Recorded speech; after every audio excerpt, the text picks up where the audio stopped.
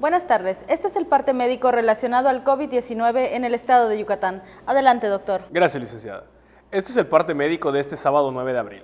A partir del próximo lunes 11 y hasta el 16 de abril, iniciará una nueva fase de vacunación en el estado en la que personas de 18 años en adelante que viven en Mérida y en 7 municipios más podrán recibir la primera, segunda o tercera dosis de la vacuna contra el coronavirus. Se reitera el uso obligatorio de cubrebocas para toda la población, incluso la vacunada, y se recomienda a la población evitar el uso de cubrebocas de tela o pañoletas, ya que está descrito que no brinda ninguna protección contra el COVID, incluida la variante Omicron.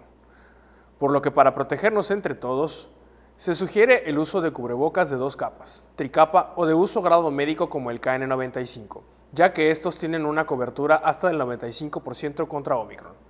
Como se ha señalado, en la reapertura económica los datos más importantes son la ocupación hospitalaria y los ingresos diarios. El día de hoy tenemos 10 pacientes en hospitales públicos, 102.655 pacientes ya se recuperaron, no presentan síntomas ni pueden contagiar. Esta cifra representa el 93% del total de contagios registrados, que es de 109.631. Hoy no se detectaron nuevos contagios de coronavirus. De los 109.631 casos positivos, 761 son de otro país u otro estado.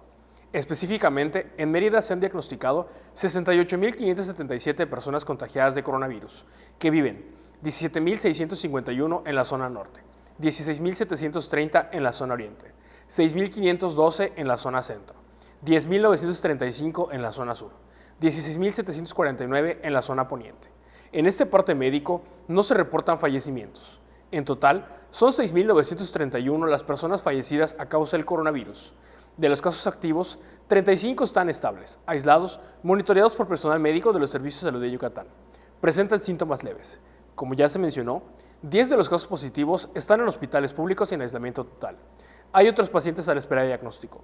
El rango de edad de los casos es de 1 mes a 107 años. Los indicadores semanales del Semáforo Estatal de Salud marcan color verde. Hasta aquí el reporte, licenciada. Gracias, doctor. Estaremos actualizando esta información todos los días por este medio. Gracias.